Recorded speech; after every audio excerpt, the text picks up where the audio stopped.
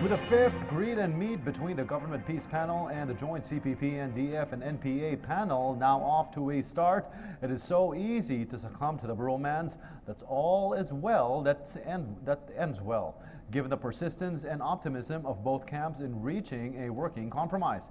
PTV's Sweden Velado narrates the gains obtained since the historic first meeting last August and how the issue of controlling the NPA may turn out to be the ultimate deal breaker to these talks.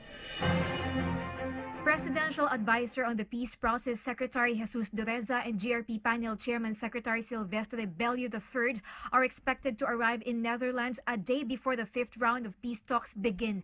The Philippine government once again will meet with Fidel Agkawili, Chairman of the National Democratic Front negotiating panel. Positive outputs are also expected in the fifth round of peace talks happening on May 27 to June 1. In August 2016, 21 NDF consultants were freed as part of the agreement to resume peace talks, a bold act highly recognized by Communist Party of the Philippines founder Joma Sison, who thanked President Duterte for his sincerity to open peace dialogue.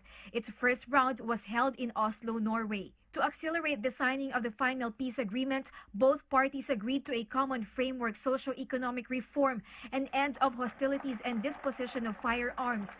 Another milestone achieved during the second round of peace talks also held in Norway. In the third round in Rome, Italy, the GRP and CPP, NPA, NDF signed the supplemental guidelines to create a joint monitoring committee. They also discussed the creation of bilateral teams. 3 more NDF consultants were granted temporary release in accordance to previous agreements of the two negotiating parties. The fourth round of peace talks held in Netherlands last month produced a signed agreement to put down the guns while peace talks are ongoing. The interim joint ceasefire will set ground rules to govern the presence of security forces and NPA in communities.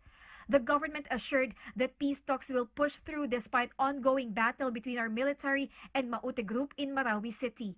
Amidst all atrocities in Marawi City, Secretary Bello called on the CPP to recall its order to the NPA to intensify attacks because the martial law recently declared by President Duterte was meant to put an end to the attacks of the Maute group and not of the NPA. Bello stressed the president's main objective is to achieve lasting peace in the country, especially in Mindanao. For PTV News, Sweden Velado, Noordwijk, Netherlands.